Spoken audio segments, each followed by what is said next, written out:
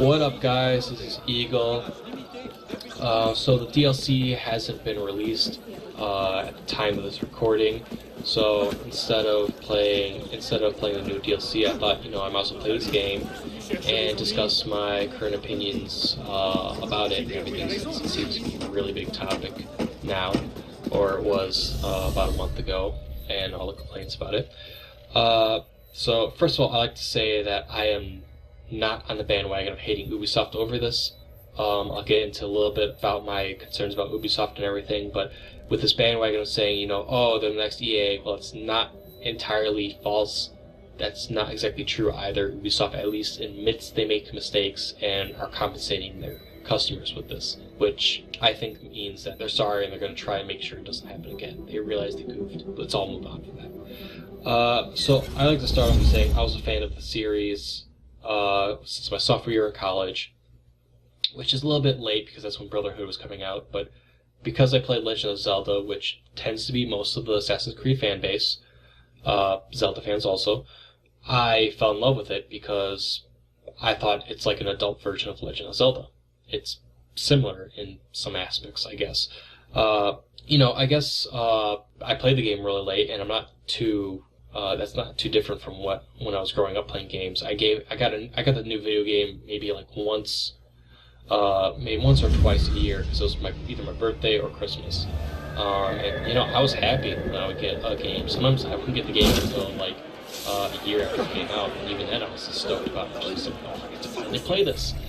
And I guess that's why my opinion is slightly different from the vast majority, because a lot of these consumers, when growing up, they get the brand new game the second it comes out. I didn't get that. I'd have to wait another few months until it went on sale, because we couldn't afford games like most people could back when I was growing up. Games were luxury. But yeah, let's go. I'm going to go more. That's just a little tangent. I'm going to go more into the game. First I'm going to discuss that being a computer science major, I know a little bit about what goes into creating software, which a video game is software. So although I'm not an expert. I am graduating in 4 months, but I am by no means the professional to ask. But I do have a little bit of understanding of it, so I know where they're coming from, at least by a little bit. So the thing about software is deadlines are just the devil they're devil to anyone, but to software especially, just because there's no way you can say this is going to take this amount of time down to the month. You're lucky if you get it down to the year sometimes, if the software's big enough, like AAA games are. They're like the Super Bowl of games. They're big. So it's no surprise that, they panicked, they choked on the deadline because of how ridiculously high pressure this game is. So when a company realizes their software is not going to be released on time, they have, in today's day and age, 3 options. As opposed to around 2000 beforehand, when internet was still pretty bare back then. They only had 2 options. Now let's discuss those first two first. The first option is the common one. They can postpone the game, usually by about 5 to 14% of its original deadline. So let's say a game, for computer science students, our projects are given about 1 week or 2 weeks. So we're usually given an extra day. So for a 2-week project, that's 5%. For a 1-week project, that's 14%, which is around the buffer zone of students. I guess it's different for businesses now.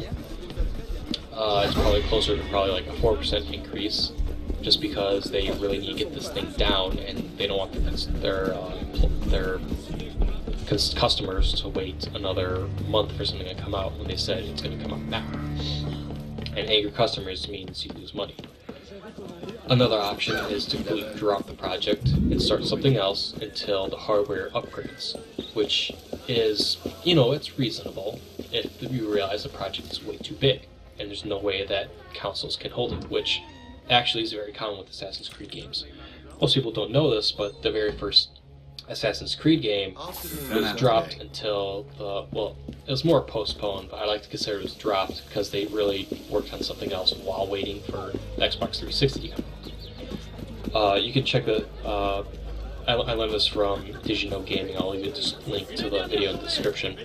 The Assassin's Creed game was actually kind of like a modded version of Prince of Persia. It was actually supposed to be an extension of Prince of Persia, and they're trying to make this whole assassin type deal with just multiple crowds, multiple NPCs, AIs, and they realized the RAM couldn't handle it. So what they did was say, okay, before we say anything, we're going to drop it. Problem with Unity was they announced the deadline and then realized it's not going to work, and they extended it. It was extended by 1 week, which is 2% of the original time of 1 year, which obviously wasn't a good amount of time.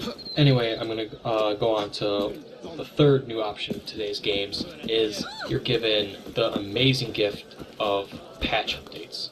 While a lot of people cringe when they hear that, it's actually the best thing ever for developers and customers all around. Because beforehand, games like Legend of Zelda that took a really long time to make, it took about 2 years to make games back then, because when you released it in the market, out in the streets, when you released it, that was it. You couldn't do anything else. You couldn't update it. You couldn't give it a patch update. That was what you got. And what that meant was when they had a deadline and they realized that this feature was not going to work in the game, they had to completely drop it. A good example is Legend of Zelda Wind Waker. What happened with that game was it was originally supposed to be what Twilight Princess is. That was the original game that was supposed to be released, a game similar to Twilight Princess. What they realized was the graphics for the GameCube wasn't incredibly optimal for what they were looking for. And if you've seen any of the game footage, I'll leave a link in the description below of what that game looked like. We're all glad that didn't happen because it's a little hard to look at. That was the second option. They would drop it and start something new. But with today's day and age, you can do patch updates, which means you don't have to drop projects anymore. You don't have to completely throw out features. You can just add them in when they finally start working, as long as it doesn't affect the original game. The problem with this game was it did affect the game, so they couldn't release it right away, or they shouldn't have released it right away. They should have waited maybe another, I think it was 2 weeks after release when patch 2 came out. I'll leave a little note to see what day it actually was. And here is that note. Patch 2, which was the basic optimization update for computers that could handle the game, came out November 14th, 3 days after the game was initially released for the PC on November 11th. Patch 3 came out, fixing a lot of the frame drops, a lot of the graphical errors, 2 weeks after that release date. So if they would have had that extra 2 weeks, like I stated earlier, they would have had a better game on release date. It shouldn't have been released right away, I'll agree with that. But still, patch updates mean you can now get your game on time and not lose any features, versus getting a game and then that's it. You wanted these features, you can't get them now. That's a really amazing thing with today's technology and everything, and I'm actually shocked no one is thankful for that, because I totally am. So with that, I like to also talk about how big the changes were. First of all, they rewrote the entire game engine, which is that's an amazing feat to do in a year. Writing game engines from scratch is nothing new, but it's ridiculous that to do something at this scale in 1 year with today's mouse code. One of the biggest changes they made was a crushing feature that took 6 million lines of code. 6 million.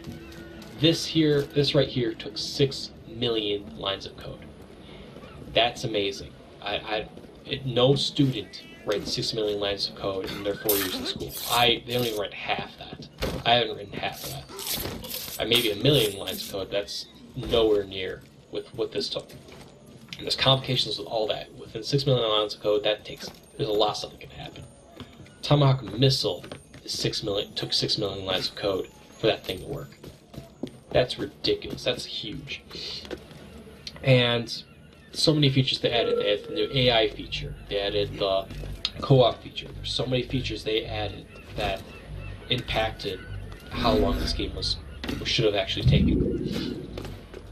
And it's still amazing that they managed to get it done in a year with only 2 or 3 months of patching. In my opinion, that is ridiculous. And I guess I also want to talk about pre-purchasing while I'm somewhere near that subject, I guess, or something. But a lot of problem with today's games is pre-purchasing is no longer necessary because we are now only able to download our games. It's no longer needed. This isn't really new news at all. It's been spread around everything, but I still want to give my input on it. You do not need to pre-order games. You can simply just buy it when it comes out. The reason being is because if a programmer is working on something or an artist is working on something and she has $1 million thrown in her face, it may make the product go faster, but it's by no means going to look as good as if you would have let her take her time. And there's a triangle that most people, college students, know. There's the triangle between sleep, social life, and grades. You can choose 2. It's very similar to business. You choose quality, cost, and time, and you can only choose 2. If you want it done fast, you want it done cheap, you're going to lose quality. Same situation with games in a different aspect. If you throw a bunch of money at a game and you want it done fast, you're going to lose some quality. That's just going to happen. If you want the game done fast, no matter how fast you make, how much money you throw at the team, unless they're given enough time in advance and you throw billions of dollars in front of them so they can hire all these employees to do it. Unless that happens, throwing more money in their face is not going to make the game better in a short amount of time. You're gonna lose quality if you decrease the time.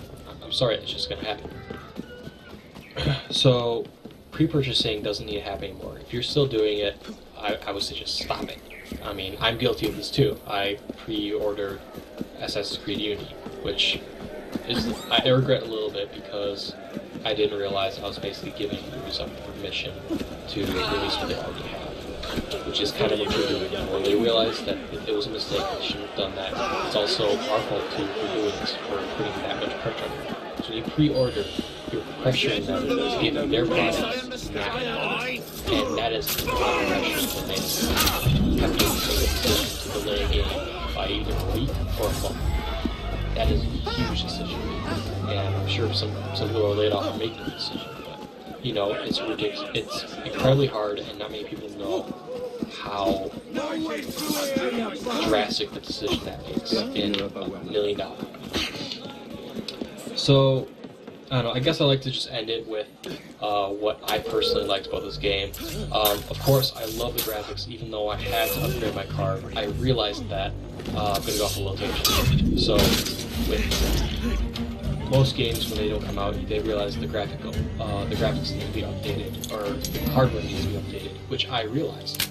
And with PC gamers, they don't really want to buy the graphics card because they say, why should I? I have a 650 to be able to run it, right? Actually, this one requires a 670, but I had a 650 and that didn't run it at all. And I realized, okay, I need to get hardware upgrade. Instead of whining about it, saying this is stupid, why can't the computer run it? I said, okay, my hardware is not ready for this new game. I need to upgrade my hardware. I need to advance. I shouldn't tell the game company I don't need this game. I should tell myself why I need hardware for this game. Another thing I loved about this game was the amount of features they gave me. I am incredibly impressed with how much I am given in this game. I am able to choose if I want to run high, if I want to run low. I am just amazed with this. Another feature I wish I could have seen do better was co-op. When this game was released and they mentioned the co-op, I knew it was going to be a hit or miss. I said it as soon as I saw it. This game's either going to be the best game ever or the most hated game, which it did happen. This was the most hated game ever. But the reason being is not because of Ubisoft's fault in co-op. The reason being because the users our the fan base is just awful for co-op. Let's face it, most of the people who play Assassin's Creed are playing single player, and they play co-op like single player. So I'm not too shocked that, well, I guess now in hindsight, I'm not too shocked that co-op didn't turn out so well, because people who play Assassin's Creed don't like playing together. Ironically enough, they don't like playing with strangers. Now, if this game were to be like Mario Party, where everyone was in the same room playing this game in the split screen, I'm sure the game would be completely different. It would feel more like teamwork. But when you play with random strangers across the internet, it doesn't really feel like teamwork because you have no connection. It then becomes competition. So that was the problem with co-op, and it's not Ubisoft's fault. It was a great idea. Problem was, unless you have friends who you can play with personally, it's not the best. But yeah, that's all I got. If you have different opinions about this game, leave your comments in the description below. I'll play this game when the DLC comes out and record that, give you my opinions on that. But yeah, thanks for watching.